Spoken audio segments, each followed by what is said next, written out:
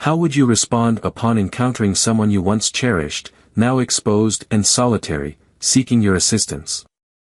The city thrummed with the pulse of rush hour, its streets alive with streaks of red and white as vehicles inched through the evening congestion. Ethan Harper lounged in his polished black luxury car, rhythmically drumming his fingers on the steering wheel. The phone vibrated incessantly on the dashboard, a cascade of messages accumulating from clients, his assistant, and a multitude of notifications urging him about tasks he had no time to tackle.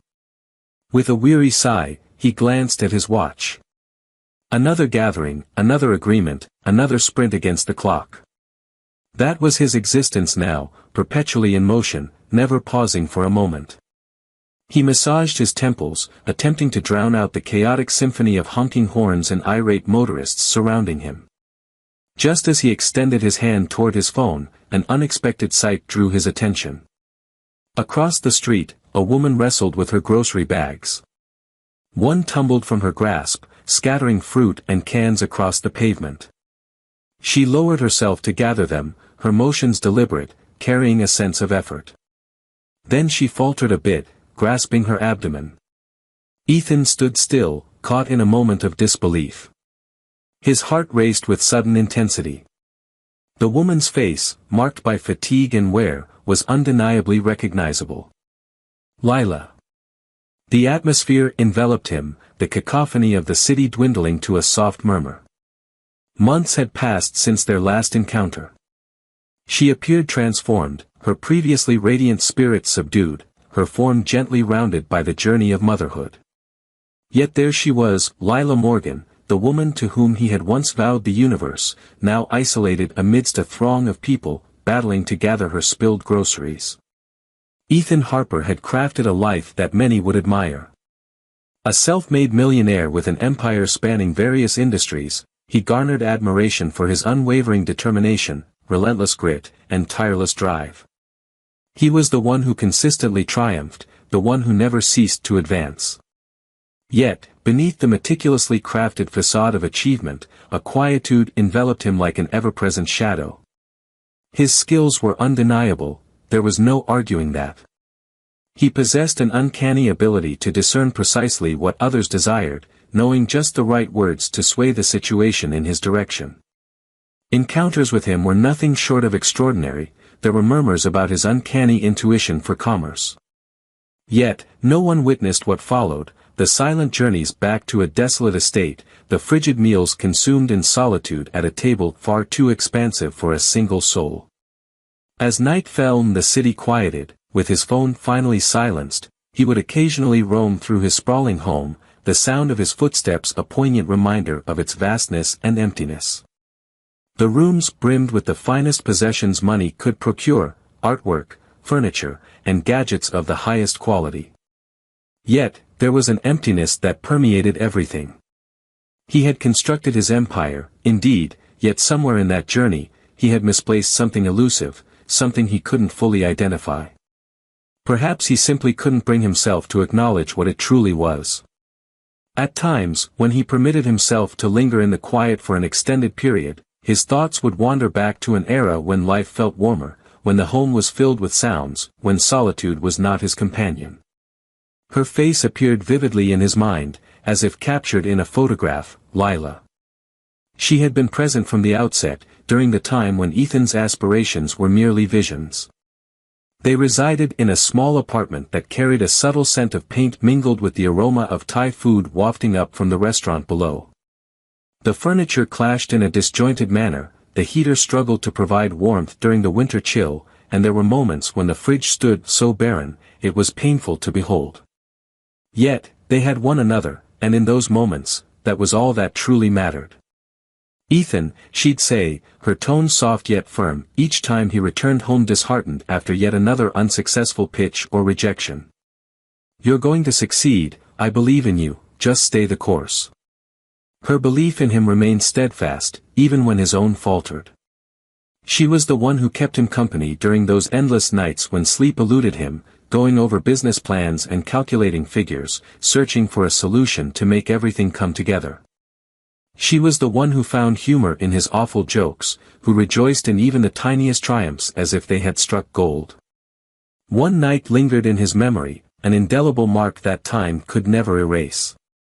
He returned home late, the weight of a particularly challenging meeting still heavy on his shoulders. His shoulders were slumped, and his face bore the marks of fatigue. "It's over, Lila," he said, collapsing onto the couch, his face hidden in his hands. Once more, they declined. "I'm uncertain about how much longer I can continue with this." She positioned herself next to him, gently removing his hands from his face and cradling them in her own. "It's not over, Ethan," she declared, her voice resolute.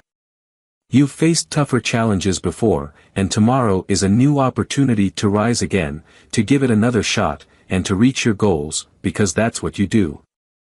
He gazed at her then, truly gazed at her, and for a fleeting moment, the burden on his chest had seemed a touch lighter. She had been his steadfast support, his unwavering foundation, the singular certainty in a reality that often felt slightly off-kilter. However, circumstances had shifted. As Ethan's career started to take off, so did the demands on his time. Initially, it was merely a handful of late nights, with Ethan returning home well after Lila had already drifted off to sleep. He would softly murmur an apology, press a gentle kiss to her forehead, and vow to find a way to make amends. And she had faith in him. She always had faith in him, for that is the essence of love. You extend them the courtesy of trust. However, the late nights started to occur more often. The murmured regrets morphed into frantic justifications, and the assurances, those earnest, optimistic assurances, always appeared to remain just out of reach.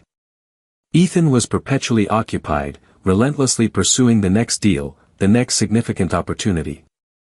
And Lila, despite her unwavering patience and deep understanding, started to sense that she was gradually fading from clarity.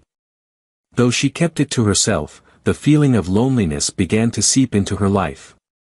In those still moments, particularly during the evenings when she arranged the table for two, a wave of loneliness would wash over her as she sat down to eat alone, waiting for Ethan's call to say he would be late. The mornings when she would awaken to the chill of the other side of the bed, Ethan already departed for some early meeting or flight.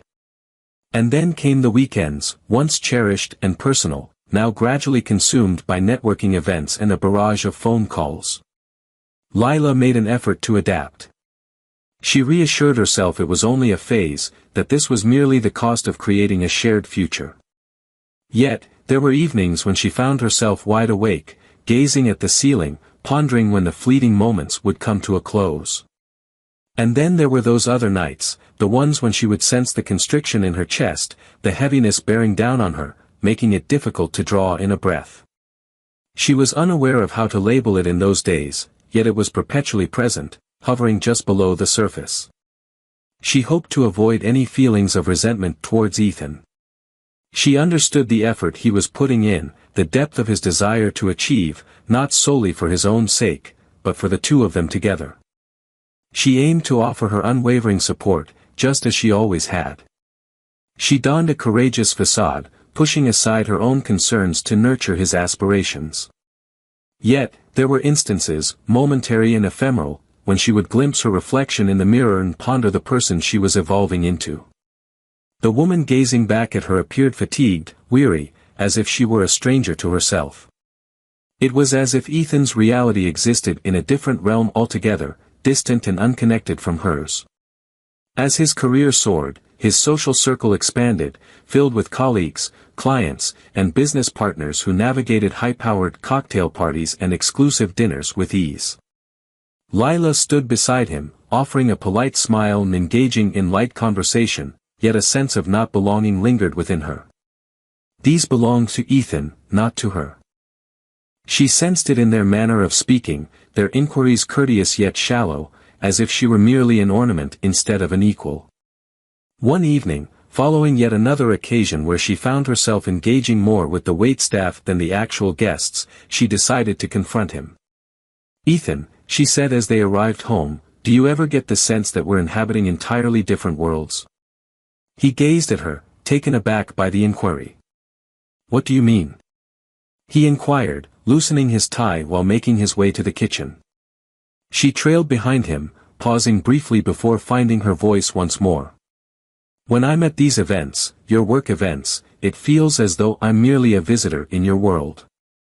Ethan scowled as he opened the fridge, reaching for a bottle of water. That isn't accurate, his tone is quite dismissive. You're not just a visitor, Lila, you're my collaborator. Could it be that I am? She inquired gently, and the question lingered in the space that separated them. He glanced her way, uncertainty clear in his gaze. Naturally, you are. Your presence has made all the difference in my journey. She longed to trust him, yet his words resonated with emptiness, as if they were lines memorized rather than genuine emotions. Though she longed to voice her frustrations, to express the loneliness that had enveloped her, she found herself too drained to engage. With a quiet nod, she released her thoughts and made her way to bed, allowing him to remain absorbed in his emails and spreadsheets. However, circumstances did not improve. If anything, they deteriorated further. Lila ceased attending the events, no longer stayed up for him at night. She sought to occupy the emptiness with pastimes, with companions, with anything that might divert her from the widening chasm between them. Yet, nothing seemed to succeed. The solitude lingered, embedding itself more profoundly, etching a hollow within her that demanded attention. It was on a serene Saturday morning that the tipping point was reached. Ethan sat in his office, meticulously reviewing contracts, while Lila lounged on the couch, her gaze fixed on the suitcase brimming with belongings by the door. She had been gazing at it for what seemed like an eternity, her heart racing as she practiced the phrases she was determined to articulate. As she finally rose and made her way to his office, her legs trembled, threatening to buckle under her weight. She tapped gently on the doorframe, and Ethan looked up, his gaze unfocused. "Hey," he said, motioning for her to enter. "Is it possible to postpone this? I'm currently engaged in a task." "No," she said, her voice quivering. "It is not possible." He furrowed his brow, placing his pen aside and finally focusing on her, as if rediscovering her presence after an eternity. "What's happening?" She inhaled deeply. Her hands balled into tight fists at her sides. "I can't continue like this, Ethan." His eyes grew large, the word striking him with the force of a blow. "What exactly do you mean by that? What is it that can't be done?" "This," she remarked, her hands sweeping aimlessly across the space, encompassing him and everything around them. "This way of living is no longer sustainable for me. I sense myself fading away, existing in this space, hoping for your acknowledgement, and I can no longer endure it." "Lila," he began, but she interrupted him with a shake of her head. "I love you," she whispered, her voice trembling. "I have always done so, yet I can no longer continue to give myself up for something that no longer feels like it belongs to us. You're crafting this remarkable existence, Ethan, yet I find myself absent from it." He rose to his feet, extending his hand toward her, yet she retreated. "Hold on," he urged, his tone filled with urgency. "This can be resolved. I will improve. I will." "It's too late," she murmured, tears cascading down her cheeks. "I've been making an effort, Ethan. I've been putting in so much effort for what feels like an eternity, and I find myself at a breaking point." She pivoted and exited, leaving him without a chance to utter another word. With her suitcase in hand, the doors closing reverberated through the house, and in that moment, Ethan became acutely aware of the profound silence that enveloped him. Silent and desolate, in a manner he had not completely grasped until that instant, and she was no longer there. He was unaware that he had been holding his breath until the sudden honk of a car behind him snapped him back to reality. Ethan blinked, his fingers clenching the steering wheel with determination. For a brief instant, he paused. Is it time for him to leave? Should he really say anything at all? Yet, in that moment, he caught sight of Lila falter. Initially, there was merely a subtle tremor, her hand instinctively extending to find balance in the emptiness surrounding her. In a moment that seemed to stretch endlessly, she collapsed to the earth. She fell to her knees on the pavement, the groceries she had just collected scattering once more, tumbling into the disorder of the street. Ethan pushed the door open and stepped out onto the pavement. He felt a swirl of uncertainty about his words, yet deep down, he understood that leaving without saying anything was not an option. This isn't the moment. The atmosphere was dense, each noise surrounding him muted as he cautiously advanced, taking one hesitant step after another.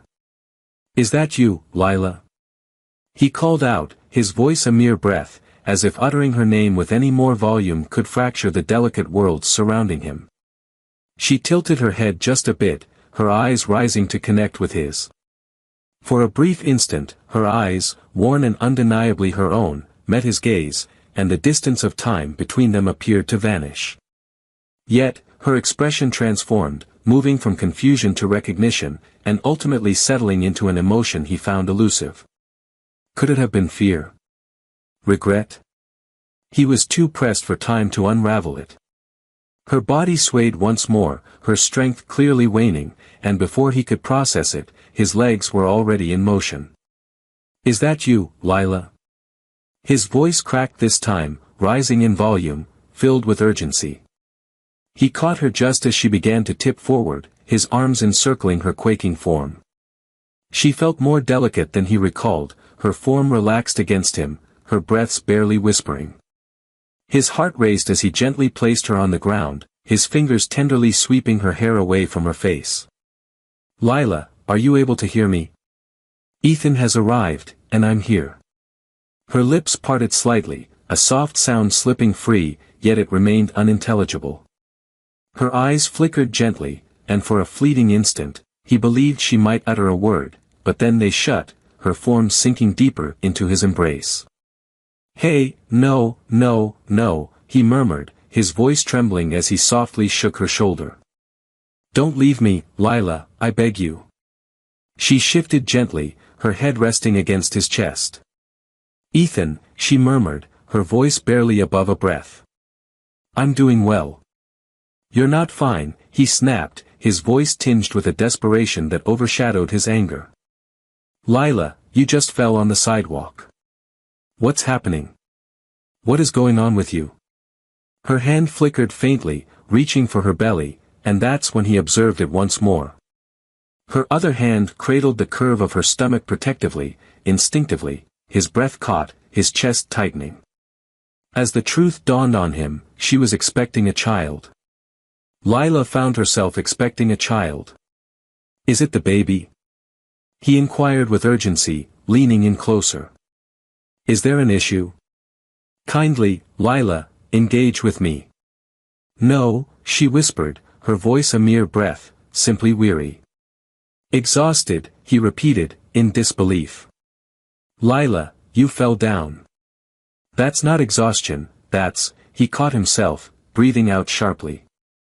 This was not the moment for a dispute, especially when she appeared on the verge of losing consciousness at any moment. He needed to take action. "All right," he stated with conviction, as if trying to reassure both himself and her.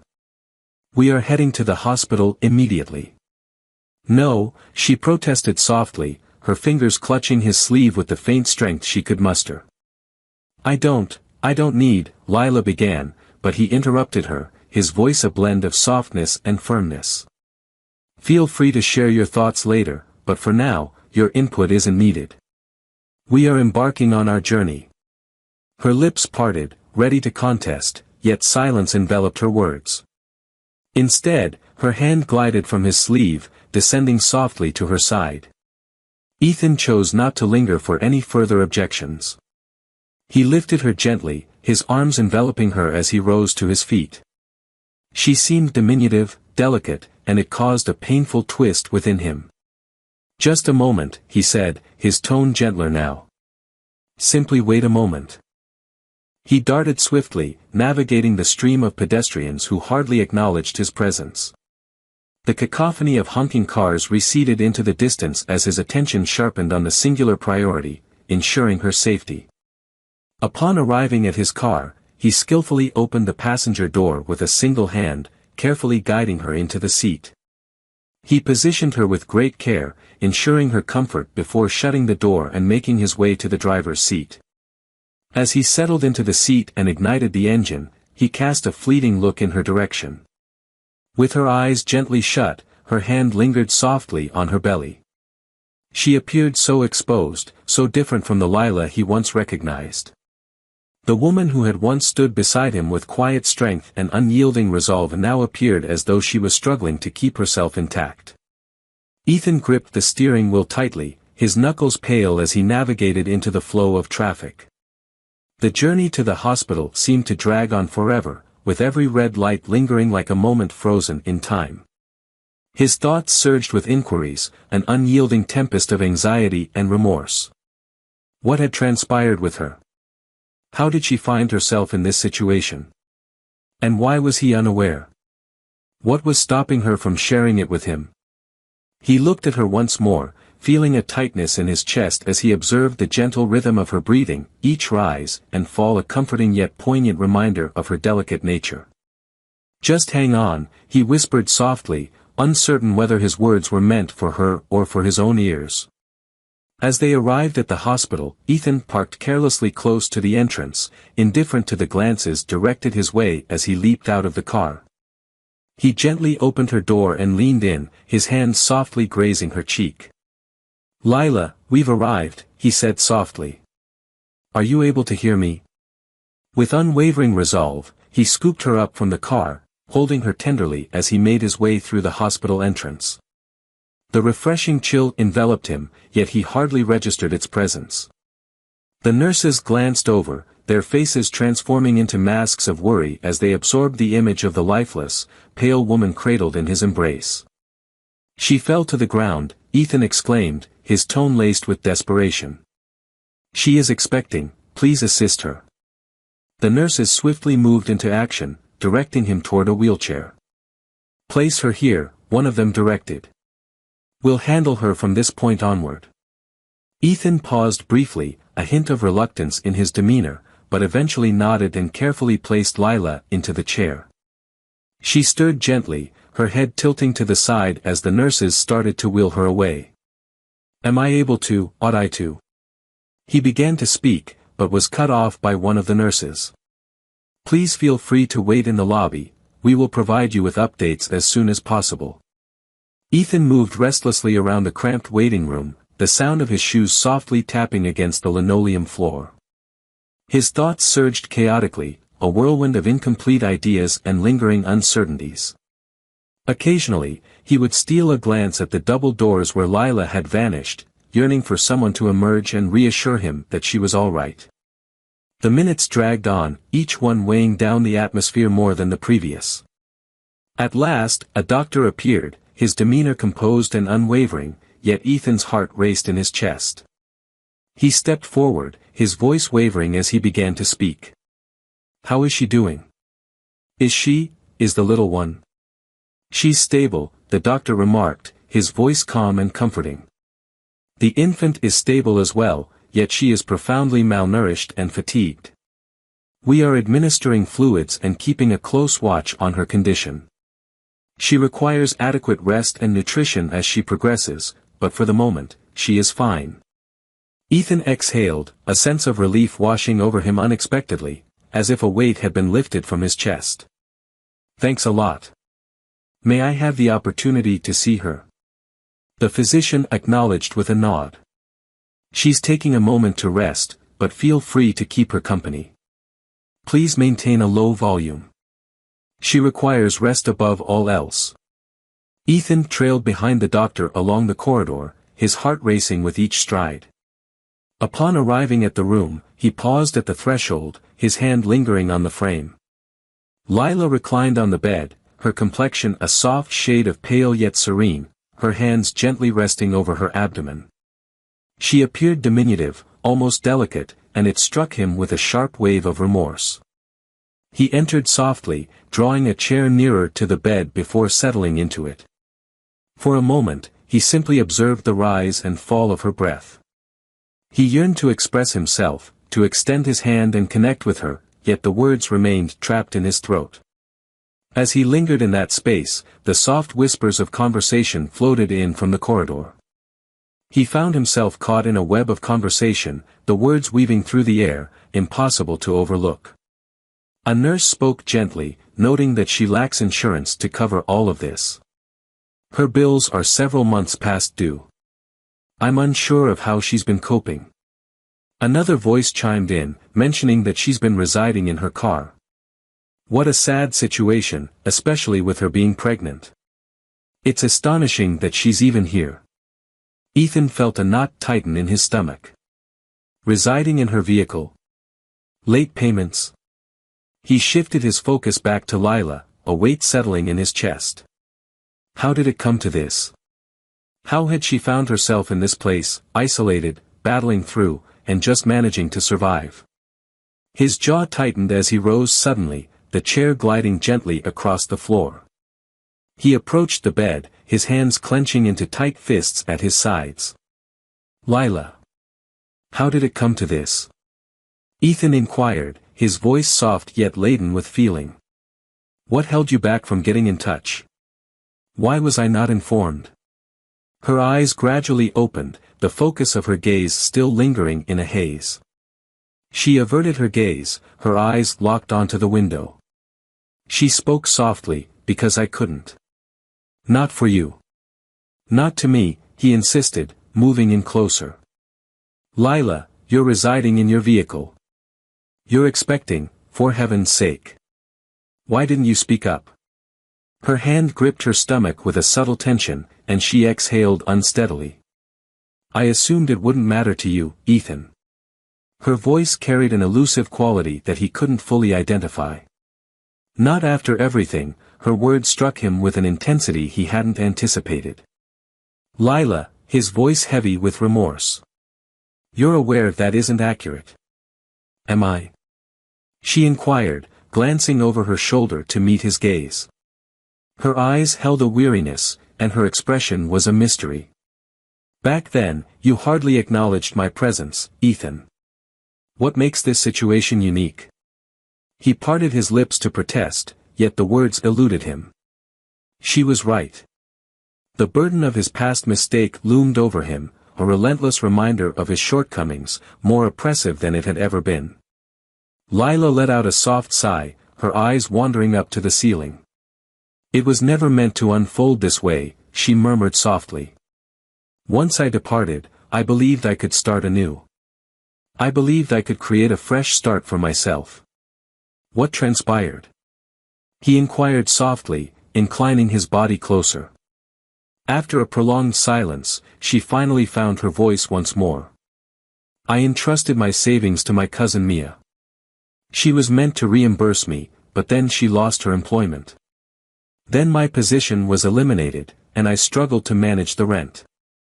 I endeavored to find a solution, yet. She let her voice fade, shaking her head, as one thing followed another.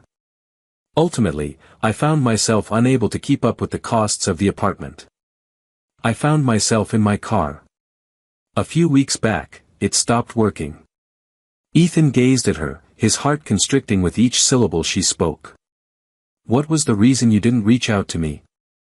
He inquired once more, his tone softer this time.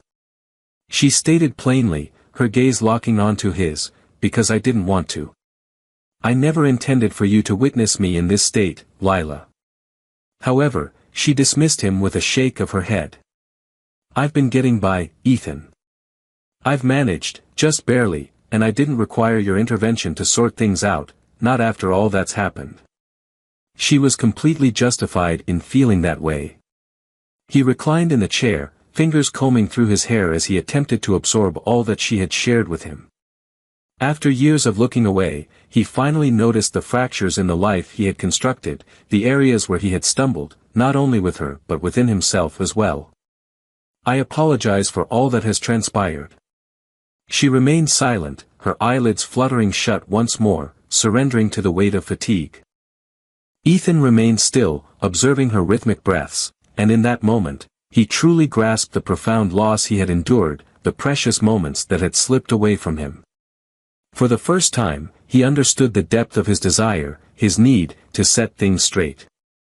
Over the next few days, Ethan made regular visits to the hospital to see how Lily was doing. She appeared to be improving, her complexion brightening, and her movements becoming more agile. The atmosphere hung heavy around them, a silent strain that neither had summoned the courage to disrupt. A nurse walked in, her smile radiating warmth, as she assisted Lila in adjusting her gown for the ultrasound. Ethan perched in a chair next to Lila, his hands knotted in his lap, striving for an air of tranquility, even as his chest threatened to burst with tension. Lila reclined on the examination table, her shirt lifted slightly to expose her rounded belly. The nurse gently spread a cool gel across her stomach, while the room resonated with the soothing rhythm of the baby's heartbeat. Ethan's breath hitched at the sound. It was incredibly steady, undeniably real. He found himself unable to look away from the monitor, captivated by the delicate silhouette of the small life developing within her. It felt otherworldly, as if plucked straight from the realm of dreams. At a loss for words, he remained quiet, his gaze fixed on the screen. The physician entered, beaming with a clipboard in tow. "Ah, there's the little one," he remarked with a bright smile, glancing at the monitor, appearing healthy and perfectly on schedule. "Well done, Dad." Ethan blinked, his heart momentarily halting. "Excuse me." The remark escaped his lips with an unexpected edge, slicing through the gentle cadence of the atmosphere. He turned sharply to Lila, his eyes filled with surprise. What did he just utter? The physician, unaware of the abrupt strain in the air, let out a soft laugh. "I expressed my heartfelt congratulations. It seems you have a healthy little one on the way." Ethan glanced at Lila, his thoughts swirling in a chaotic dance. Her gaze was elsewhere. Her eyes were locked on the ceiling, her mouth set in a firm line. Her silence resonated profoundly, and in that instant, he understood. "Lila, tell me, is the baby mine?" Yet, she remained silent, her eyes betraying her with a fleeting, involuntary flicker that spoke volumes. Ethan sensed a profound change in the very foundation of his reality. The atmosphere in the room felt suffocating, each breath a struggle, his fingers clenching the armrests as he grappled with the weight of the revelation. "Why didn't you share that with me?" His voice was soft, teetering on the edge of restraint. He found himself caught in a whirlwind of emotions, unsure whether the sting of hurt or the fire of anger consumed him more, perhaps it was a blend of both. "Why didn't you believe I deserved to be informed?" Lila tilted her head ever so slightly, her expression shrouded in caution. "As it turns out, it would have made no difference. Back then, you hardly even acknowledged my presence, Ethan. What makes this situation unique?" He recoiled at her words as if they had struck a nerve he was unaware existed. "That's unjust," he remarked, shaking his head in disbelief. "It's clear that this situation lacks fairness, wouldn't you agree?" She retorted, her tone now more cutting. She propped herself up a bit, grimacing as she shifted her stance. "You simply weren't present, Ethan. Your absence during the times I needed you most is felt deeply, especially when we were meant to be creating a future side by side. You were perpetually occupied, consumed by your commitments, leaving little room for anything that didn't center on your professional life.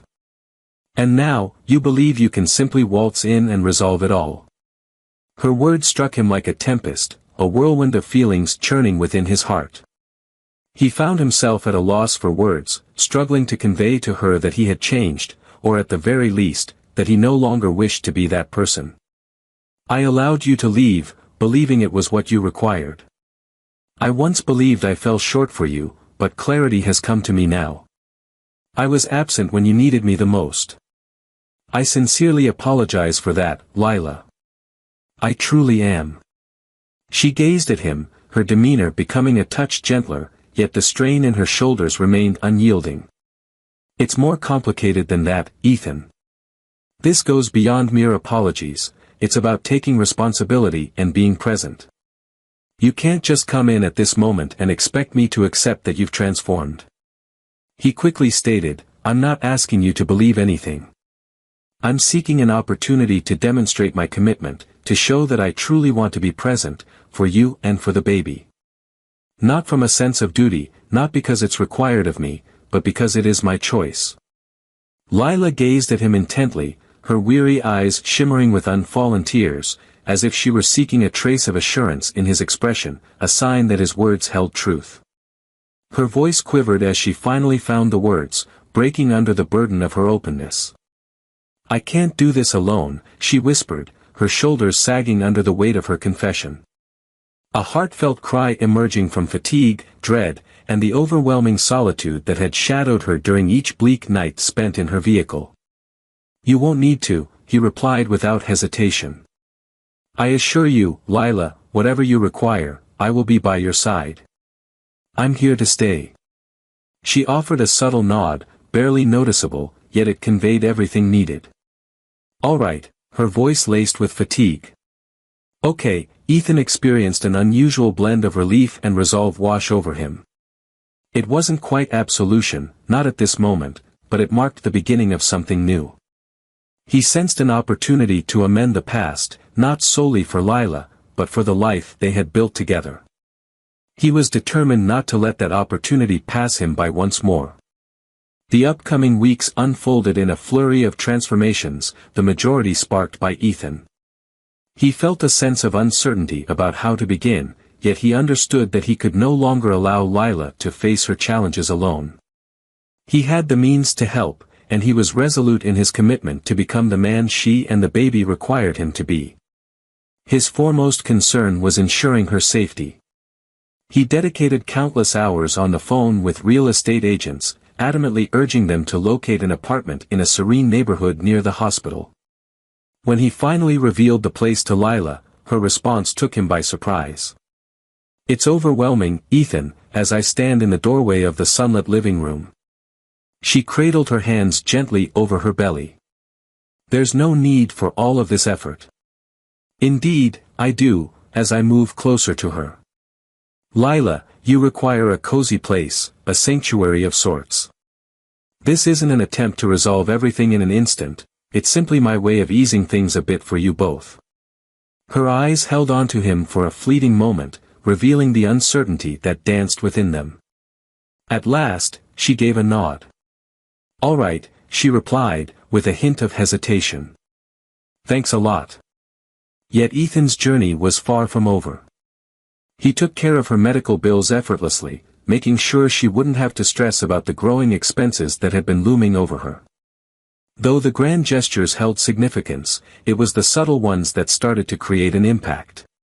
The situation was a complete catastrophe. He had followed an online tutorial, certain that he could manage something straightforward, like pasta. Yet, the sauce turned out charred, the noodles clumped together in a sticky disaster, and the whole kitchen reeked of smoke. Lila lingered in the doorway, a playful smile gracing her lips as she observed him desperately flailing a dish towel at the smoke detector. "You know," she said, stifling a chuckle, "there's this incredible creation known as takeout. It could be worth your consideration." Ethan glanced at her, his cheeks tinged with color, not solely due to the warmth of the stove, but also from the humiliation of his unsuccessful effort. He muttered, attempting to convey a sense of goodwill, even as the corners of his mouth betrayed him with a reluctant smile. She moved in, a slight shake of her head accompanying her approach. "Thank you for your effort," she remarked, gently taking the spoon from his hand. "Perhaps next time, you might want to consider sticking with salad." Their laughter rang out, shattering the heavy silence that had hung between them for what felt like an eternity.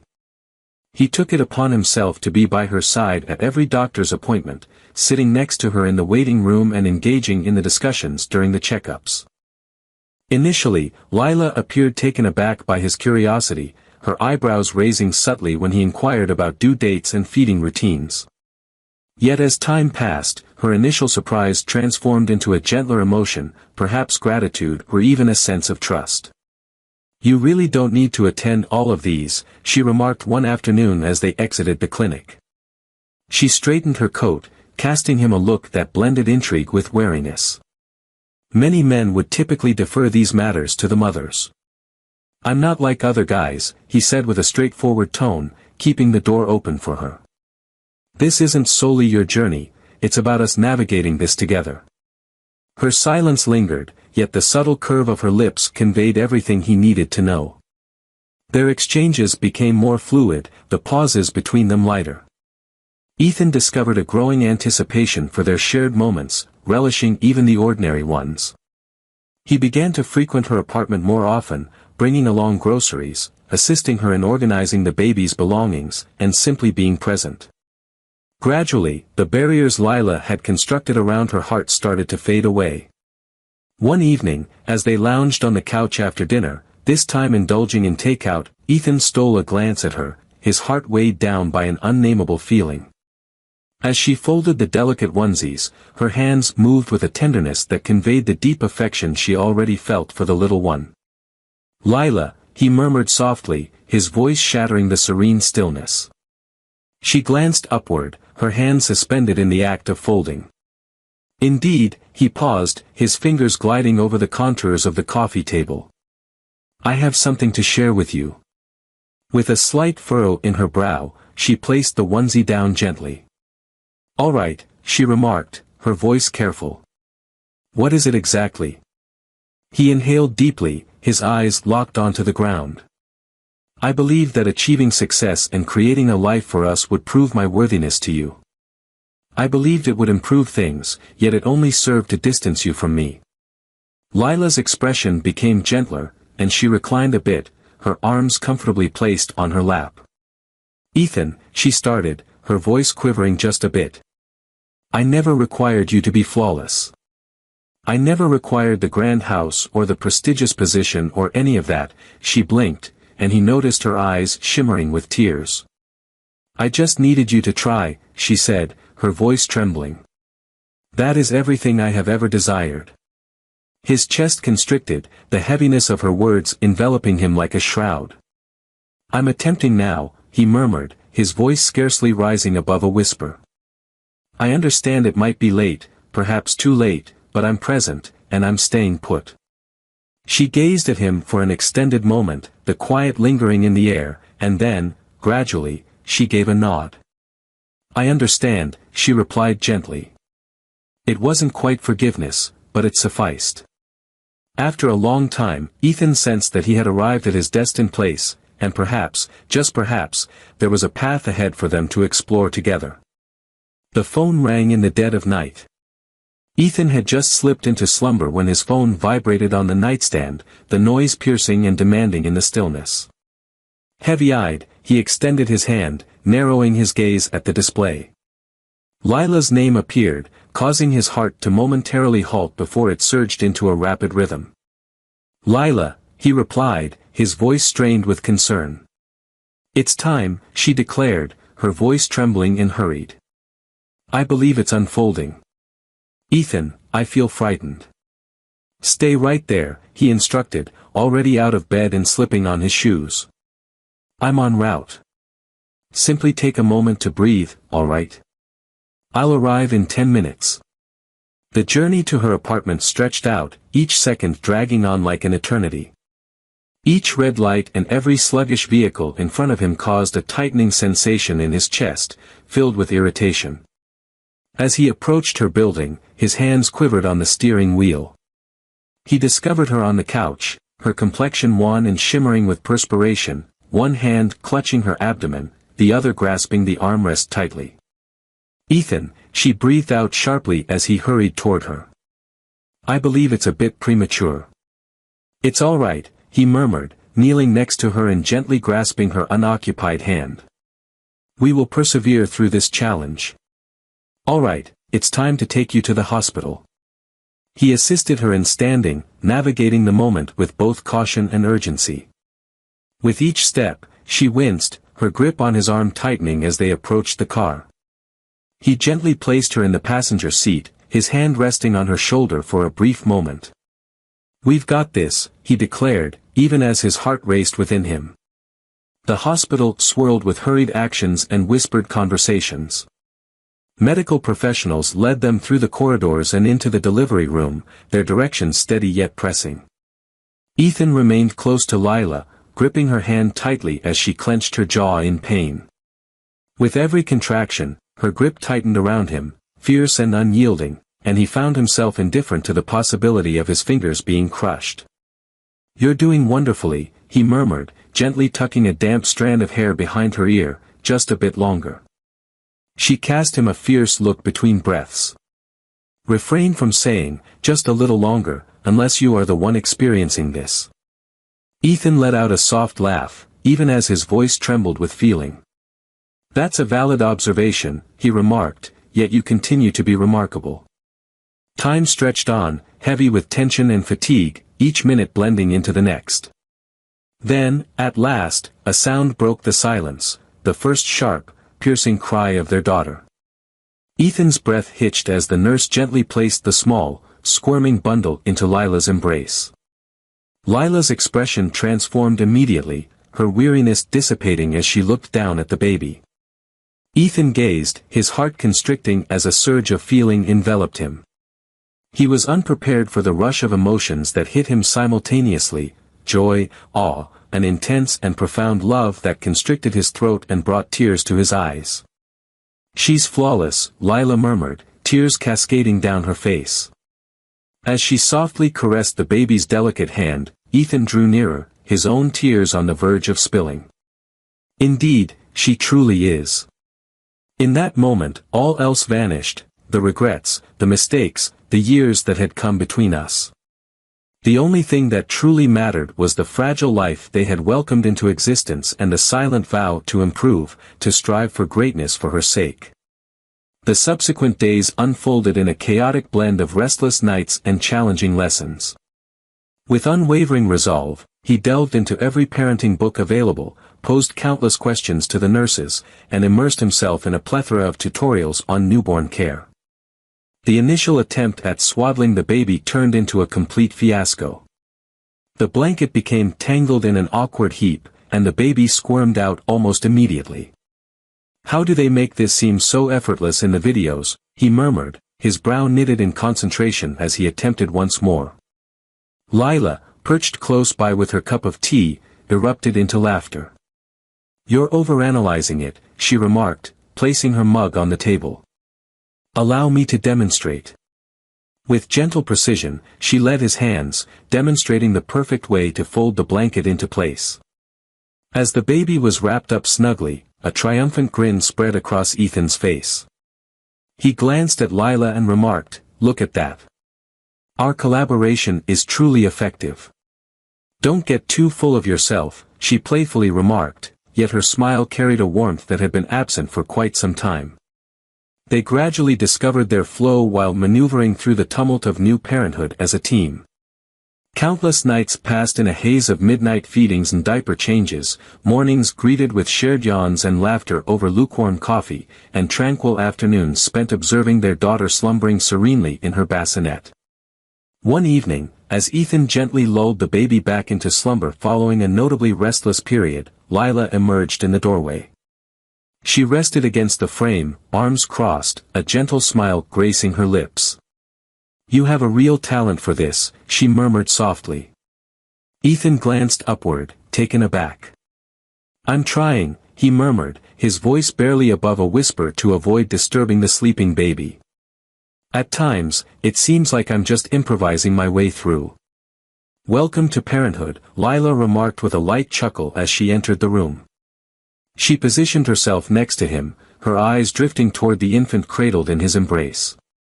"Honestly, Ethan, you're performing admirably." The genuine quality of her voice stirred something deep within him. He gazed at her, his demeanor gentle. "Thank you," he remarked. "That holds significant value." As time passed, the divisions between them gradually diminished. They began to stroll through the park with the baby nestled in her stroller, savoring serene moments as they observed her delight in the rustling trees and the dogs trotting by. They delved deeper into discussions about the baby, sharing their aspirations and even confronting the topics they had long sidestepped. One evening, as they nestled together on the couch, their daughter peacefully slumbering in her crib, Ethan turned to Lila. "You know," he began, his voice wavering slightly. "I never imagined I would have another opportunity, with you, with everything that surrounds us." Lila gazed at him, her face a mask of inscrutability for an instant. Then she offered a gentle smile. "You deserved it," she stated matter-of-factly. It wasn't quite absolution, but it marked a progression. As they lingered in that serene moment, a gentle warmth enveloping them, Ethan came to understand that this chaotic, flawed, yet exquisite existence was everything he had ever desired. This time, he was determined not to let it slip away.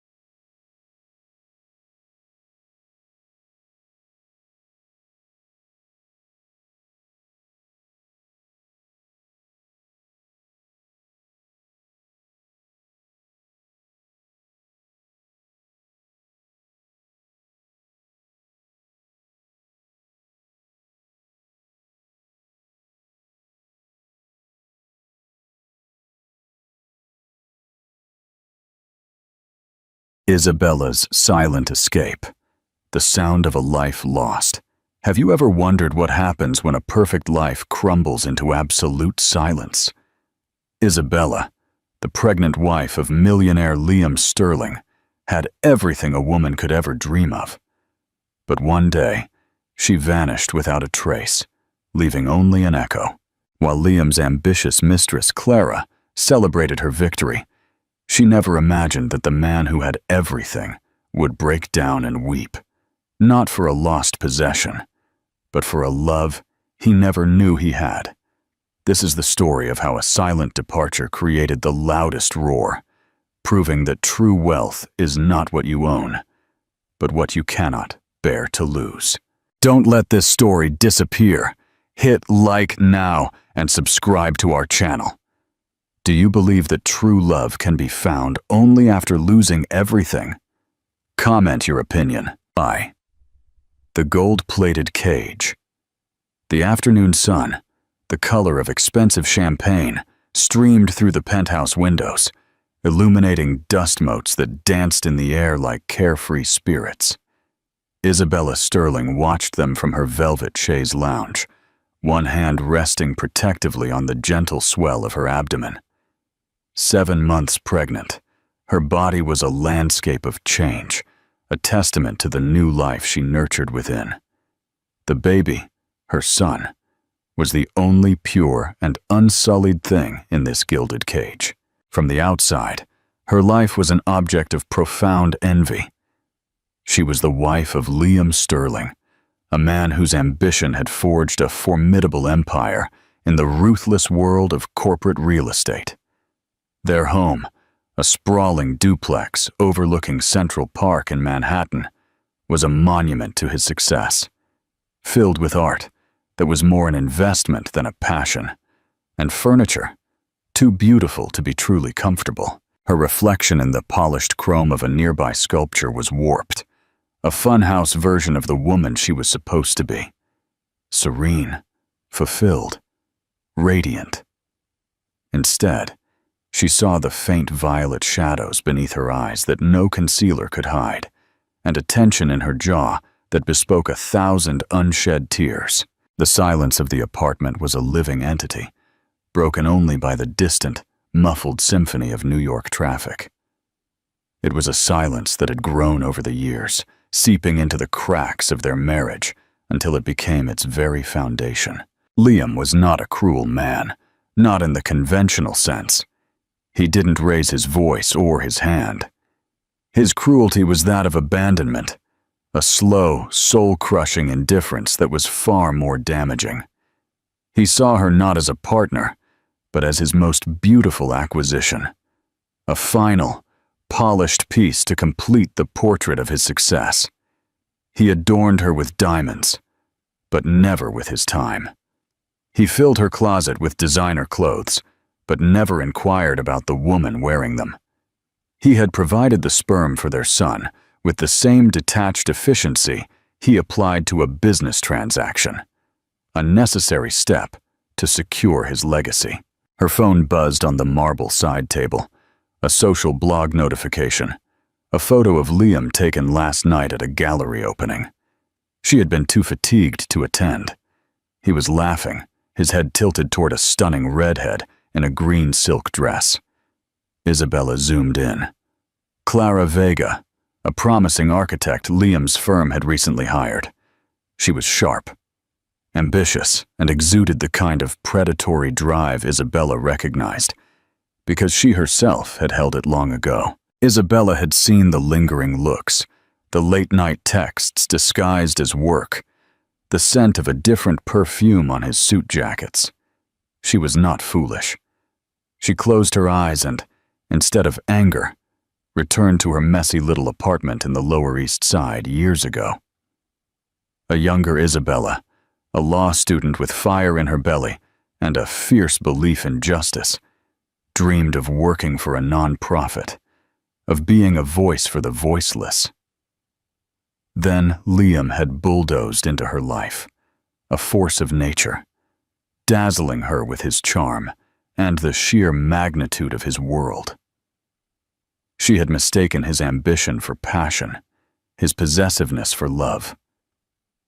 She had allowed herself to be molded, polished, and placed on this pedestal, slowly forgetting the woman she had intended to be. The fire had been reduced to an ember, and now she feared it was almost out. But the baby changed everything. His small flutters against her ribs were a constant reminder of a life beyond this suffocating luxury. He deserved more than a mother who was a ghost in her own home, and a father who was a stranger. He deserved authenticity, warmth, and a love that wasn't transactional. And she deserved to be the woman who could give him that. That night, Liam came home late, smelling of scotch and Clara's jasmine perfume. He gave Isabella a perfunctory kiss on the forehead. His eyes were already fixed on the stock ticker blinking on the television. "How was your day?" he asked. The question was a reflex, not a genuine inquiry. "Quiet," she replied, her voice even. "Finished arranging the nursery." "Good. Did you order the antique rocking horse from the catalog I left you?" "Yes," she lied. In fact, she had canceled the obscenely expensive order and donated the equivalent amount to a children's hospital. It was a small, secret act of rebellion, but it felt like a monumental victory. He grunted contentedly, loosening his tie. "I close the Hartwell deal tomorrow. It's going to be huge. We should celebrate this weekend, maybe a trip to Miami." He spoke of us, but she knew it was barely an us. She was merely the accompanying accessory. He would spend the weekend glued to his phone, giving orders, while she was expected to sit poolside and look content. She watched him move around the room, a handsome, powerful stranger who shared her bed. The love she once felt had long soured into a hollow ache, which had finally given way to a cold, hard clarity. Ambition, she now understood, could be a cancer. It had consumed him, and it had nearly consumed her. But no more. Later that night, as he slept beside her, in the deep, dreamless sleep of the unburdened, Isabella lay awake, charting her course. Her plan had been months in the making, a secret project of escape. She had been discreetly diverting cash from her allowance into a new account under her maiden name, a name he had probably forgotten. She had researched towns, small and insignificant, places where Mrs. Sterling would never be looked for. She had packed a single suitcase, hidden in the back of her cavernous closet, filled not with designer clothes, but practical items, sentimental treasures, and a copy of an old law textbook she hadn't opened in years. She was not fleeing in a fit of pique. This was a rescue mission. She was rescuing her son from a life of gilded emptiness, and she was rescuing herself from oblivion. There would be no dramatic confrontation, no shouting. That wasn't her style, and it would give him a fight to win. She would simply vanish. An elegant, silent act of disappearance. He would wake one morning, and a piece of his perfect life, his most cherished possession, would simply be gone. Let him rage against the silence. Let the mistress believe she had won. Isabella knew the truth. She was finally setting herself and her son free. 2. The silent disappearance. Liam Sterling woke to the insistent scheduled whir of his automatic shades retracting. Light flooded the master suite, glinting on the chrome accents and cold glass surfaces he favored. He rolled over, his hand seeking the warm space beside him, and found only cool, crisp Egyptian cotton. He frowned. Isabella was usually the one to wake him, a soft hand on his shoulder, a cup of coffee already waiting on the nightstand. She clung to these small domestic rituals with a quiet tenacity he found both endearing and faintly pathetic. He sat up, swinging his legs over the edge of the bed. "Isabella?" he called, his voice thick with sleep. The silence that answered was absolute, deep. It was different from the usual morning quiet. It felt heavy, deliberate. He strode through the suite, toward the spacious walk-in closet, his side meticulously organized, but somehow looking untouched. He checked the master bath with its twin marble sinks. Her toothbrush was gone. A tiny detail, insignificant, but it sent a strange prickle of unease down his spine. He descended the floating glass staircase to the main living area. The penthouse was flawless as always. The cleaning staff had been in yesterday, but the air was still sterile. Her favorite cashmere throw was neatly folded on the divan, not artfully draped as she usually left it. The book she was reading was closed on the side table, a silver bookmark tucked precisely into the page where she had stopped. It was as if the room had been staged. On the gleaming white marble of the kitchen island, propped against a ridiculously expensive fruit bowl, was a single sheet of thick, cream-colored paper. It was her personal stationery, the kind she used for thank-you notes. His name, Liam, was written on the front in her elegant, looping hand. He picked it up, expecting a to-do list, a reminder about dinner.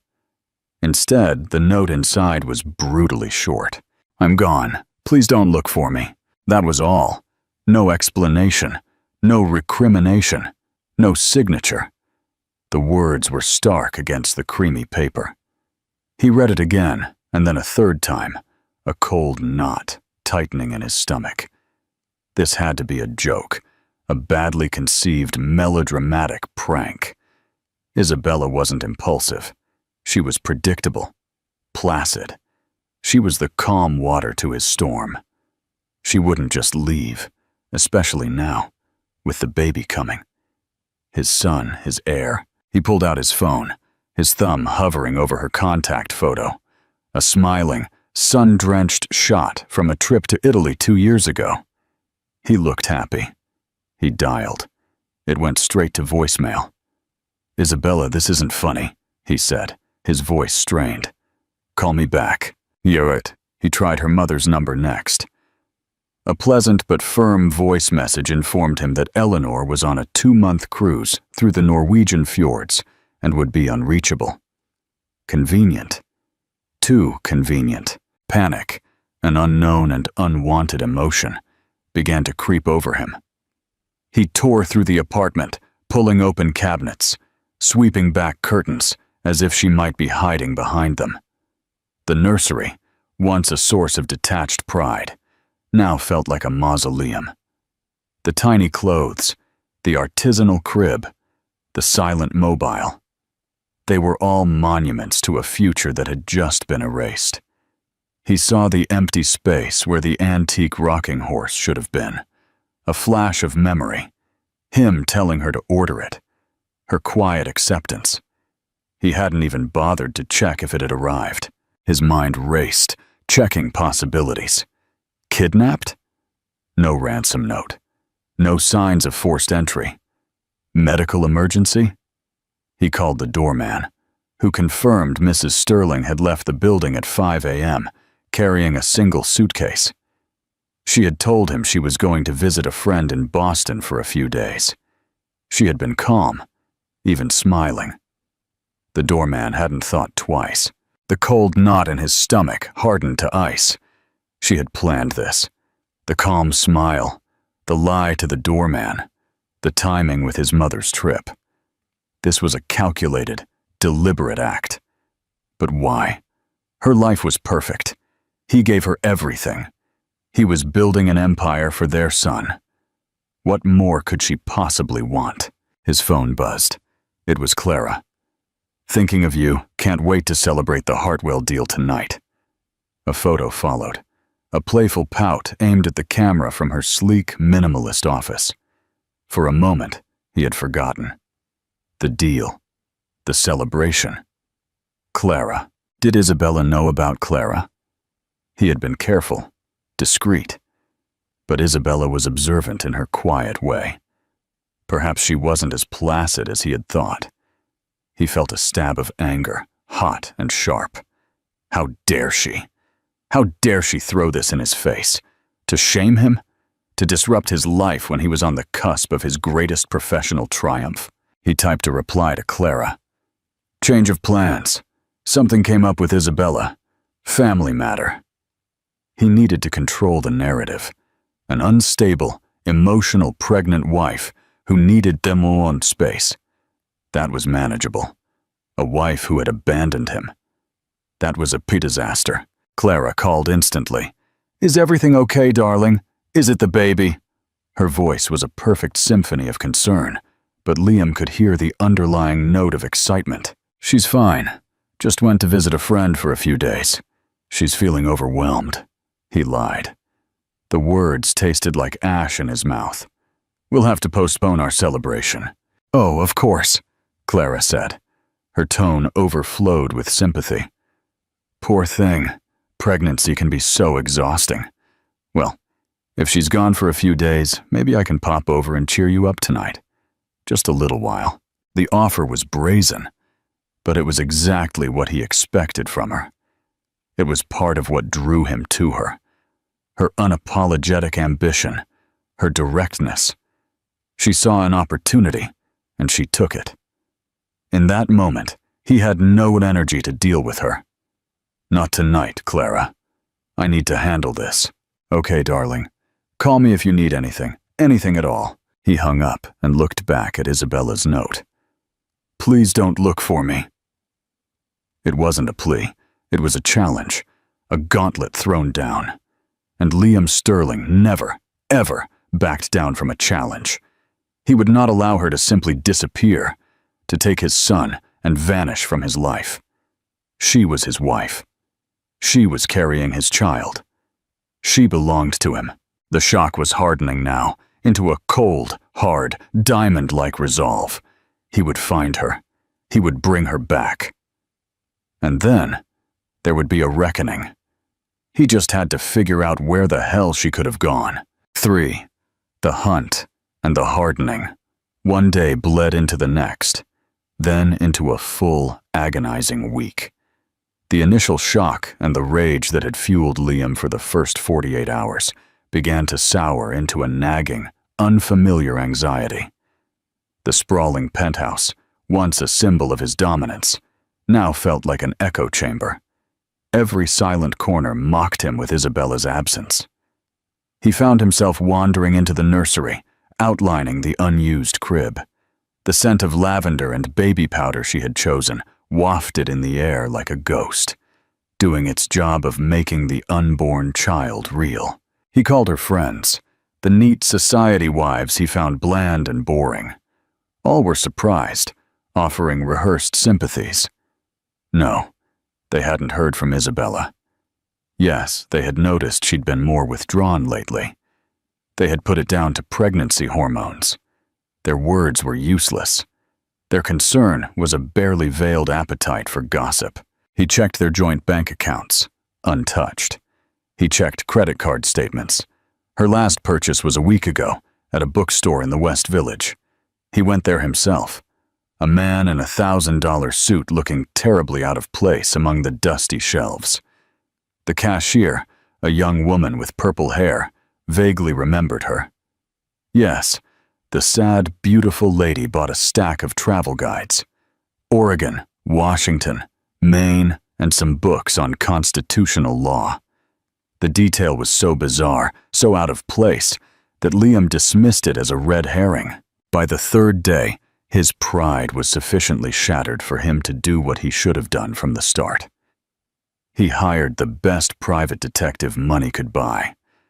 Mr. Herrera was a former NYPD detective, a man with a reputation as a bloodhound and matching tired, cynical eyes.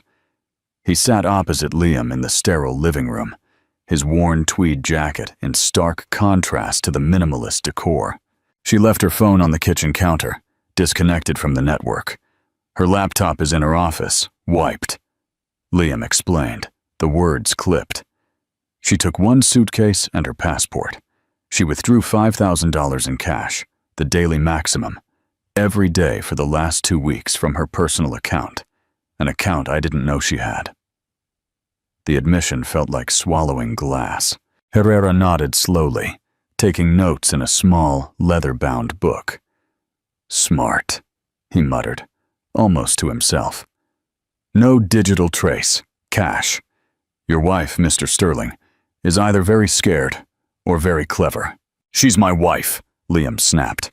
She's pregnant with my son. Find her. The days that followed were a masterclass in frustration.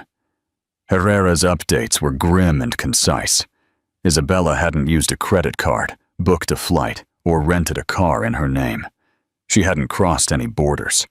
She had simply stepped out of a yellow cab near Grand Central Station and dissolved into the city's bustling anonymity. She had become a ghost. Meanwhile, Clara's patience was wearing thin. She had initially played the role of the sympathetic, supportive mistress, but her ambitions didn't allow for long-term postponement.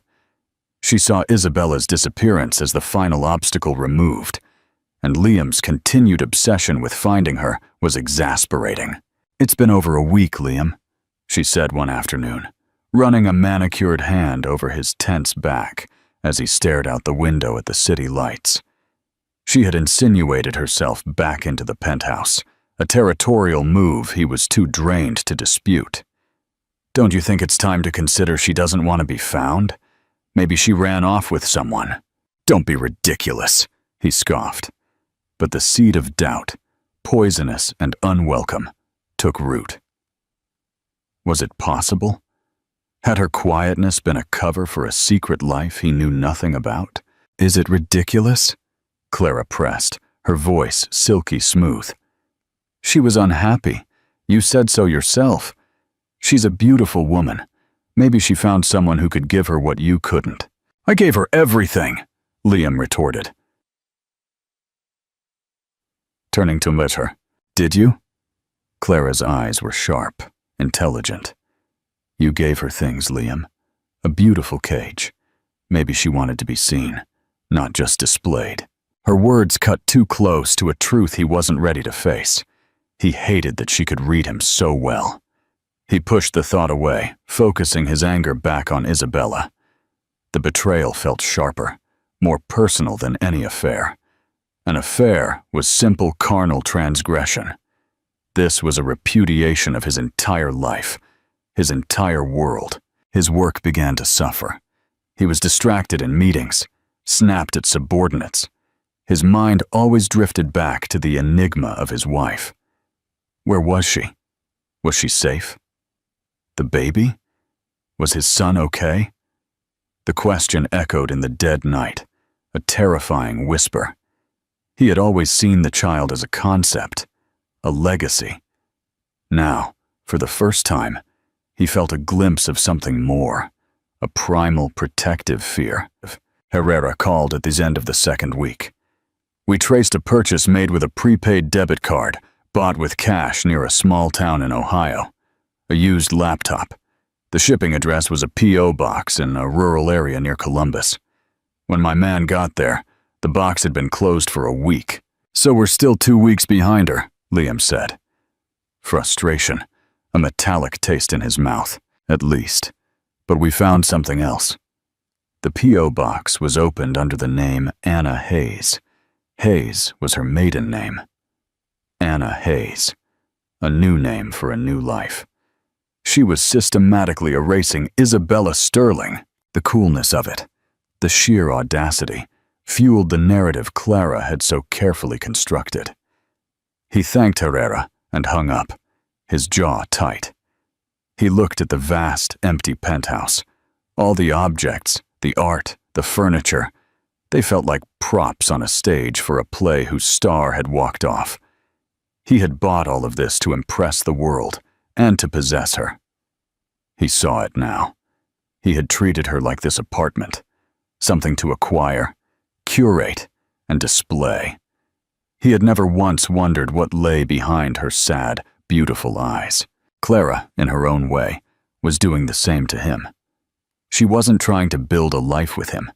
She was trying to acquire his. The realization was fleeting, quickly buried beneath the easier, more digestible anger. Clara was here. Isabella was gone. He chose the lie because the truth was a mirror he couldn't bear to look into. 4. The collapse. The cracks in Liam Sterling's meticulously constructed world began to show. The search for Isabella had become a consuming obsession, a background process that drained his focus and energy. At work, he was a ghost haunting the main office floor, his mind perpetually elsewhere. The deals he once would have pursued with predatory zeal now felt meaningless. His empire, the monument to his ambition, felt like an empty shell. He started seeing her everywhere. A pregnant woman crossing the street would make his heart clench, only to be followed by a wave of disappointment. The smell of rain on hot pavement would transport him back to their first date, a memory he hadn't accessed in years. He was unraveling, thread by thread, and he didn't know how to stop it. The tipping point came during the quarterly board meeting of Sterling Corporation.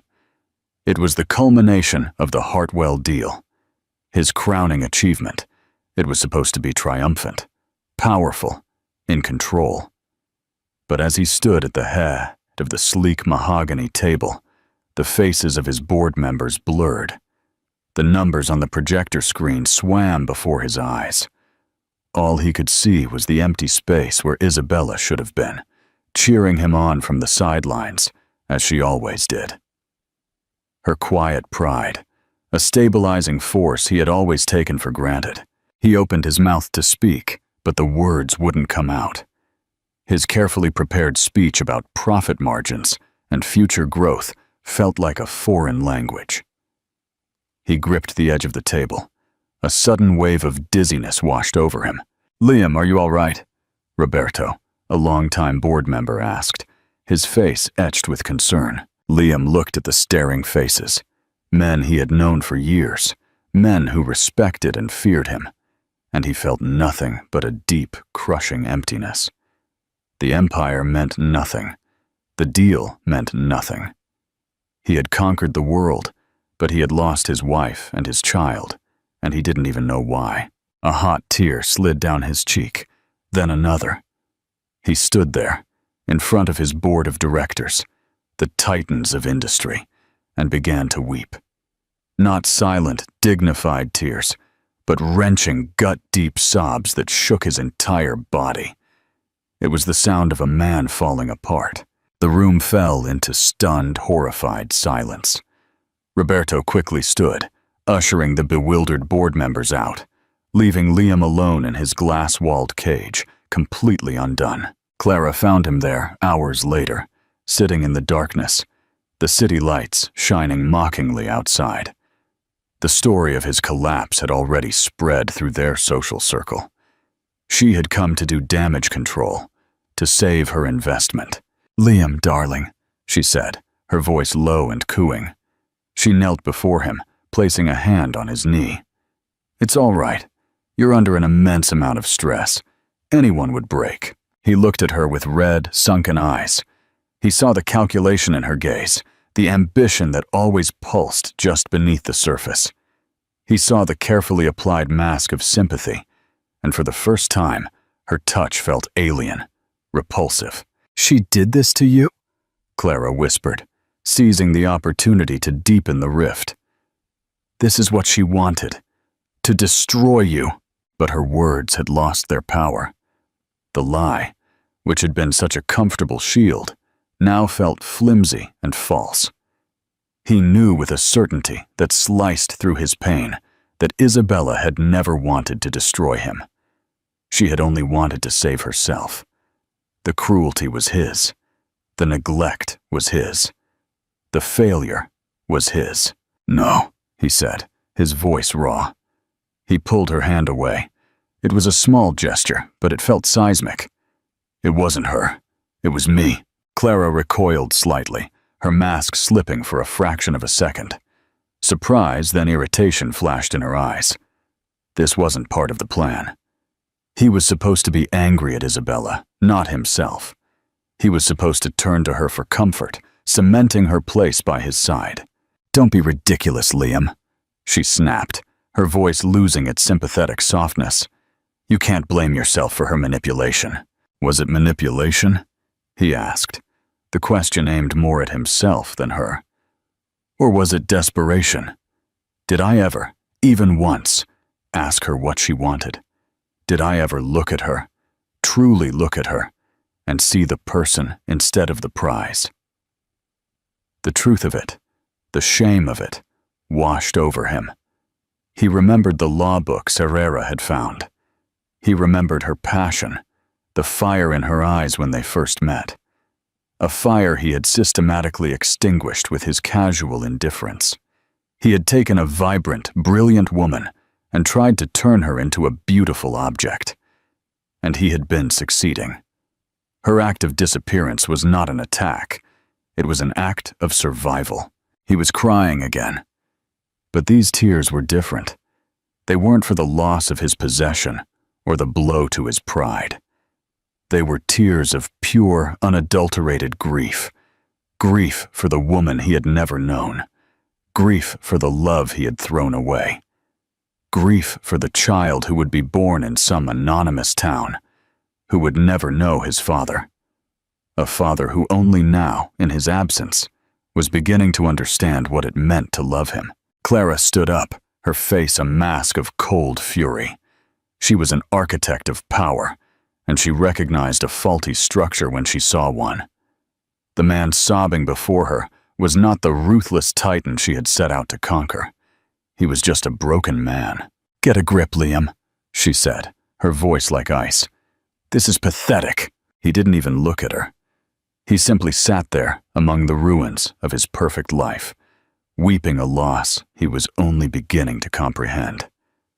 The mistress, the victor, stood over him, but her prize had turned to dust in her hands. She had never imagined the great Liam Sterling would weep. She was right. He wasn't crying for her, or even for himself. He was crying for Isabella. And in that moment, Clara knew with chilling certainty that she had lost. The quiet sanctuary, 2,000 miles away, where the mist-shrouded pines of Oregon meet the raw, churning power of the Pacific Ocean, Isabella Sterling was gone. In her place was Anna Navarro. The name felt strange and liberating on her tongue. A clean slate. She had found her way to the small coastal town of Cannon Beach, a place of rugged fishing boats, charmingly weathered Victorian houses, and a quiet anonymity that felt like balm to her bruised soul. Her new home was a tiny second-floor apartment above a quiet bookstore, with windows overlooking the Nicanicum River as it flowed into the sea. It was a world away from the silent, opulent penthouse. Here the silence was different. It was filled with the cry of gulls, the distant clang of a ship's bell, and the soothing rustle of turning pages from the shop below. The air smelled of salt, rain, and old paper, a scent she found more intoxicating than any designer perfume. The first few weeks had been a blur of fear and adrenaline. Every siren made her jump. Every look from a stranger felt like scrutiny. But as days turned into weeks, the fear began to recede, replaced by a tentative, burgeoning peace. She had furnished her apartment with second-hand finds, every piece chosen for its comfort and character, not its ostentation. A comfortable, overstuffed armchair, a sturdy wooden table scarred with the history of other people's lives, a quilt made by a local artisan. For the first time in a decade, she was surrounded by things that felt like hers. She had secured a part-time job at the bookstore downstairs. It was owned by Margarita, a woman in her 60s with a cloud of white hair, ink-stained hands, and eyes that held a deep, wise kindness.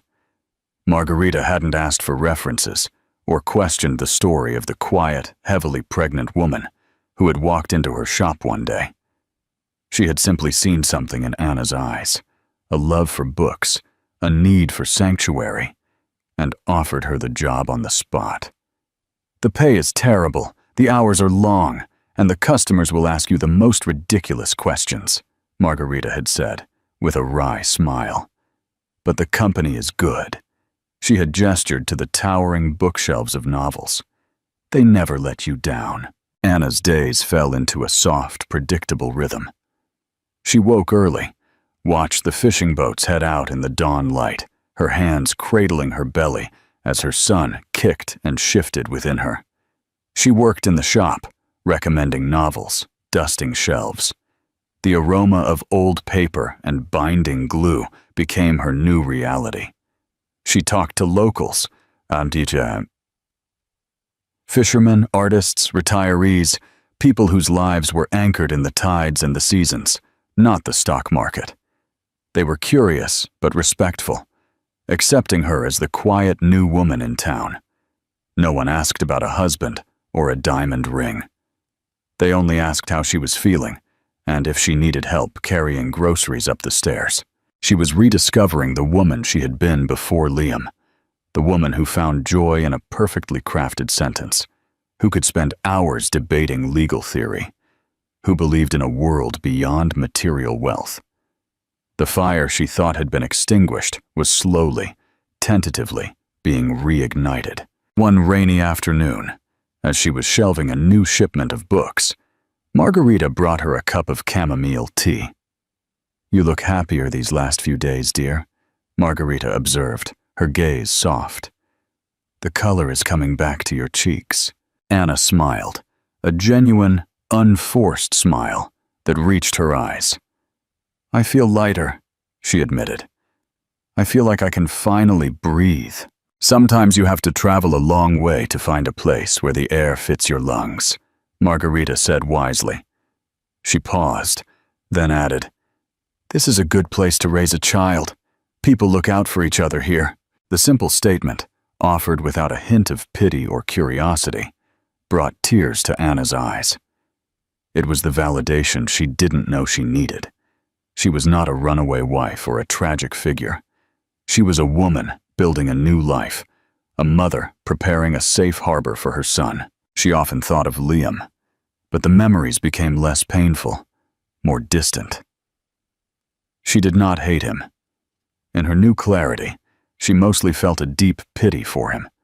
He was trapped in a cage of his own making, a prisoner to the ambition that drove him. She hoped for his sake that he would find a way out someday. But his journey was no longer hers. Her focus was on the future, on the imminent arrival of her son. She had purchased a simple wooden crib from a local carpenter and painted it a soft, sunny yellow. She knit a small blue blanket, her stitches uneven, but full of love. She attended a local prenatal group, sharing her hopes and fears with other expectant mothers. Their backgrounds a tapestry of different lives, all bound together by the universal experience of creation. Lying in bed one night, listening to the rain tap against the window glass, she felt her son give a particularly strong kick. She put her hand on her belly and whispered, "It's just you and me, little one. We are going to be fine." And for the first time, she believed it with every fiber of her being. She had exchanged a gilded cage for a small room with a view of the sea. And in doing so, she had found a wealth that Liam Sterling could never comprehend. She had found herself, and she was finally, truly home. 6. The Tycoon's final surrender back in New York. The fallout from Liam's collapse in the boardroom was swift and brutal. The whispers Clara had so carefully cultivated about Isabella's instability now redirected themselves onto him. The story changed. Liam Sterling, the Titan, was buckling under pressure. His judgment was compromised. The carefully constructed facade of impenetrable strength had shattered, and the sharks were circling.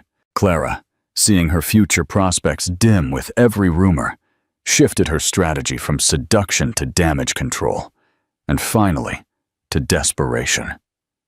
Her plan had been to seamlessly slide into the role of the new Mrs. Sterling, the woman who had saved Liam from his tragic marriage. But the man she was dealing with now was not the confident predator who had drawn her in. He was apathetic, tormented, and worst of all, uninterested in her. She decided a direct confrontation was her only remaining maneuver. She cornered him in the penthouse one evening, dressed not in a seductive cocktail dress, but in a sleek, severe pantsuit, as if preparing for a hostile negotiation. "We need to talk, Liam," she began, her tone clipped and devoid of her usual warmth. He was standing by the window, sipping a glass of scotch, a nightly ritual that had become his only solace. He did not turn to face her. "I'm tired, Clara." "I'm sure you are," she snapped. "But your little performance at the office has created a massive problem for both of us. Roberto is calling for an emergency meeting to discuss your leadership." "Your leadership, Liam? Do you have any idea how much work I've put into this? Into us?" The raw, undiluted greed in her voice finally broke through his melancholy haze. He turned slowly, looking at her, as if seeing her for the first time. He saw the hard ambition in her gaze, the ruthless calculation. And in that moment, he saw a perfect, terrifying reflection of himself. She wasn't his partner. She was his protégé, his image in the mirror. She wanted the power, the prestige, the name. She didn't want him, the broken man in front of her. She wanted the Liam Sterling brand, the brand. This was never about us, was it? He said, his voice quiet, heavy, with a kind of weary realization. It was about you. Clara let out a short, disbelieving laugh. Oh, don't you dare try to take the moral high ground with me. You and I are the same, Liam. We see what we want, and we take it. I wanted you, your world, and I was on the verge of getting it. Don't you think I've earned that? She didn't abandon me, he said, the words tasting like truth. She escaped. She fled like a coward, Clara spat out, her composure finally cracking. She left you and took your son. Did she? Liam countered, taking a step closer, his eyes clear for the first time in months. Or did I drive her away? Did I create a home so cold, a life so empty, that running into the unknown with nothing was a better option? Did I ever love her, Clara? Or did I just own her? He wasn't truly asking her. He was voicing the questions that had been tormenting him in the dead night. He saw it all with nauseating clarity now. Isabella's quiet sadness, her forced smiles, her retreat into a world of her own. They weren't signs of weakness. They were symptoms of his own failure. Clara stared at him, her face a mask of disbelief and rage. This was her endgame, and he was rewriting the rules. I don't have time for your existential crisis, Liam, she said, her voice dropping to a low, menacing hiss. You need to control this situation. Issue a statement. Blame Isabella. Tell the world she's mentally unstable and that you are the victim. Reclaim your power, or you will lose everything, and I will not sink with you. It was an ultimatum, a last desperate maneuver. She was trying to appeal to the old Liam, the man who valued power and control above all else. But that man was a ghost. He looked at her, this beautiful, brilliant, ruthless woman, and felt a profound sense of pity. She was still trapped in the game he was finally beginning to see a way out of. It's over, Clara, he said, his voice expressionless, definitive. What did you say? Our arrangement, it's over. I want you to pack your things and leave. From the firm, from this building, from my life. Clara's face paled. Then it flushed with fury. You can't be serious. After everything, you choose her? A woman who isn't even here? I'm not choosing her, he said quietly. I'm choosing something else, something better. I'm choosing to stop being the man who deserved to be abandoned. He turned his back on her, a gesture of contempt more powerful than any shout, and looked back at the city. He heard her gasp, a choked sound of pure fury. There was a moment of charged silence, and then the sound of her heels, clicking angrily across the marble floor, the slam of the door echoing through the vast, empty apartment. He was alone, truly alone. The mistress was gone.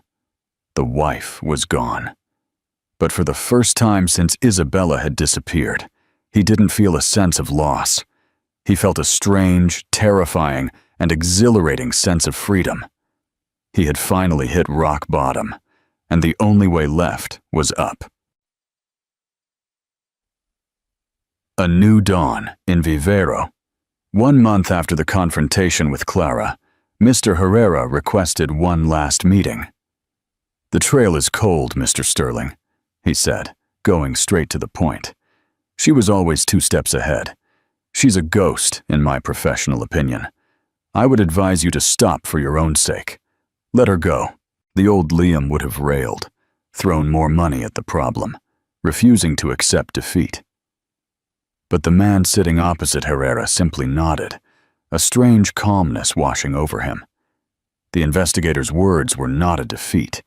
They were a form of permission permission to stop fighting a war he had already lost, a war he himself had started. "Thank you, Herrera," he said, his voice even, "for everything." The search was over.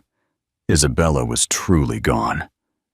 Instead of the crushing despair he had anticipated, Liam felt a quiet sense of peace. The frantic energy that had consumed him for months dissipated, leaving a vast, tranquil space in its wake. The obsession had been a shield, a way to avoid looking at the wreckage of his own life. Now there was nothing left to do but survey the damage. He started small. He sold the penthouse. The gilded cage held too many ghosts, too many reminders of his failures. He moved into a smaller, nondescript apartment downtown, a place with warm wood floors and walls. He filled not with investment art, but with photographs of his parents, his sister, a childhood he had left behind long ago. He began the slow, painful work of repairing the relationships his ambition had corroded. He called his younger sister Sarah, who he hadn't spoken to in over a year. He apologized without excuses or justification. The silence on the line was long, and then her voice, thick with emotion, said, "I've missed you, Rich." It was a start. He retired from the day-to-day operations of his company, promoting a capable executive to take his place. He found that the relentless pursuit of the next deal, the next conquest, no longer held any appeal. The board, having witnessed his collapse and subsequent retreat, was relieved. He was still the owner, but he was no longer the king. He started walking the city, not with a destination in mind, but just to see it, to feel its rhythm. He noticed the street musicians, the laughter of children in the parks, the small, everyday human dramas he had been blind to from the tinted windows of his chauffeured car. On a Saturday, on a whim, he walked into a soup kitchen, a place he previously would have only engaged with by writing a large, tax-deductible check. At first he was clumsy, a man in a cashmere sweater completely out of his element. But he was put to chopping vegetables, his hands, more accustomed to signing contracts, becoming calloused and raw. He listened to the stories of the people he served, stories of hardship, loss, and incredible resilience. He felt a sense of connection, of shared humanity, that his wealth had always insulated him from. He was changing. The grief for Isabella and his child had not vanished, but it had transformed. It was no longer a frantic, angry obsession, but a quiet, persistent ache in his heart, a reminder of the man he had been and the man he was trying to become. He wasn't doing these things to find her or to earn her forgiveness. He was doing them for himself. He was trying to build a life that the woman she had become might not have needed to escape. He thought of the child. His son would be almost 2 now. Liam pictured him in his mind, a toddler with Isabella's serious eyes and perhaps his own stubborn chin. He wondered if the boy was happy, if he was loved. He knew with a certainty that brought him both pain and comfort that with Isabella as his mother, the answer was yes. He had missed the birth, the first steps, the first words. He had forfeited the right to be a father, but he could still become a good man. Perhaps in the end, that was a kind of redemption. His heart, once closed off and armored, was slowly, painfully opening to a world he had never truly seen. 3 years passed. The new Liam Sterling was a quieter, more reflective man. His business still thrived, but remotely, managed by others. His life was simpler, his wealth a tool for quiet philanthropy rather than a weapon of ego. The ache in his heart for his lost son and the wife he never truly knew remained, but it had settled into a part of his landscape, a sad, beautiful feature that reminded him how far he had come. He was in Boston for a conference on sustainable urban development, a passion project he had become deeply involved in. The conference ended a day early, and he found himself with a rare, unstructured 24 hours. On an impulse he couldn't explain, he rented a car and began driving north, toward the coast. He didn't have a destination in mind, just a pull toward the ocean, toward the vast gray expanse of the Atlantic. He drove through forests of towering pines, the air growing cooler, tinged with the scent of salt and damp earth. He ended up in Portsmouth, New Hampshire, a charming historic town clinging to the hillside where the river met the ocean. He felt a sense of peace there, a feeling of being at the edge of the world. He walked the waterfront, watching the seagulls cry, and felt a strange sense of belonging, of stillness. He wandered down the town's main street, filled with antique shops and small cafes. A bookstore with a quaint hand-painted sign reading "Margarita's Books" caught his eye. He walked in, the chime of a small bell announcing his arrival. The interior was warm and cluttered, smelling wonderfully of old paper and wood smoke from a small stove in the corner. He browsed the shelves, his fingers tracing the spines of well-loved novels, and then he heard it, the voice of a woman, soft and clear, reading a children's book. "The moon is high, the stars are bright. Sleep now, little one, and dream of the light." The voice was achingly familiar. His heart began to pound, a frantic hammering rhythm against his ribs. He moved slowly, cautiously, toward the children's section at the back of the shop, and there she was. She was sitting in a small rocking chair, a toddler with a mop of dark, curly hair nestled in her lap. It was Isabella, but it was also not Isabella. Her hair was shorter. Her face was bare of makeup, marked with fine lines around her eyes that spoke of laughter and worry. She wore a simple sweater and jeans. She looked real, grounded. The fragile, porcelain beauty of Isabella Sterling had been replaced by the vibrant, warm presence of this woman, Anna. The toddler in her lap looked up, and Liam's breath caught. The child had his chin, his dark hair, but his eyes were all hers. Large, serious, and intelligent.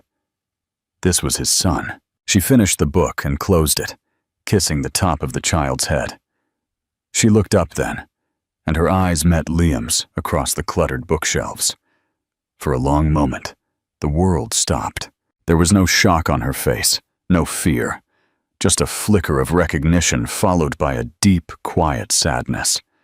And then, something that looked like acceptance. He didn't know what to do, what to say. The script he had rehearsed 1,000 times in his mind, of anger, of pleading, of demanding, vanished. That script was for a different man, for a different woman. She stood up, gently taking the child's hand. "Leo, this is an old friend of Mommy's," she said, her voice steady. Liam knelt, bringing himself to the child's eye level. "Hello, Leo," he said, his voice thick with unshed tears. "It's nice to meet you." Leo stared at him with his mother's solemn eyes. Then he gave a shy smile. "Isabella, Anna," he spoke then, his voice quiet. "What are you doing here, Liam?" It wasn't an accusation. It was a simple question. "I don't know," he answered honestly. "I think maybe I was looking for a quiet place to be. I didn't know I was looking for you." They stood in the silence of the bookstore, the air thick with unspoken years, of pain, growth, and change. "He's beautiful," Liam whispered, his gaze fixed on Leo. "He is," she agreed softly. "He's happy. He's safe." It was both an affirmation and a reassurance, a certainty that she had made the right choice. He finally looked back at her, at this woman, who was both a stranger and the most important person in his world. And he knew this wasn't a moment for grand gestures or dramatic reunions. This wasn't about reclaiming what he had lost. That life, that marriage, was over. They were now two entirely different people, shaped by the separate paths they had traveled.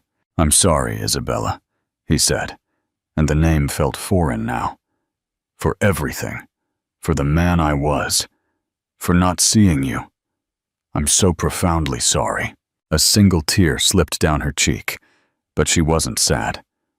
It was a tear of release. "I know, Liam," she said. "I forgave you a long time ago." The ending was not what he had envisioned. There would be no triumphant return, no reconciliation. But as he stood in that quiet bookstore, looking at the woman his wife had become and the son he was meeting for the first time, he felt a profound sense of hope. This was not an end. It was an unforeseen, quiet connection, a chance, perhaps not to rebuild what was broken, but to build something new, something honest, from the ground up. It was a quiet, unexpected, and deeply inspiring beginning. The story of Liam and Isabella shows us that true growth often begins only when we have the courage to let go of the life we planned. Their journey wasn't about finding their way back to each other, but about finding their way back to themselves. If their story of transformation and second chances has moved you, please like this content so it can reach more people. Share it with someone who might need this message. And don't forget to subscribe for more real-life romantic fiction that explores the depths of the human heart. Thank you for watching.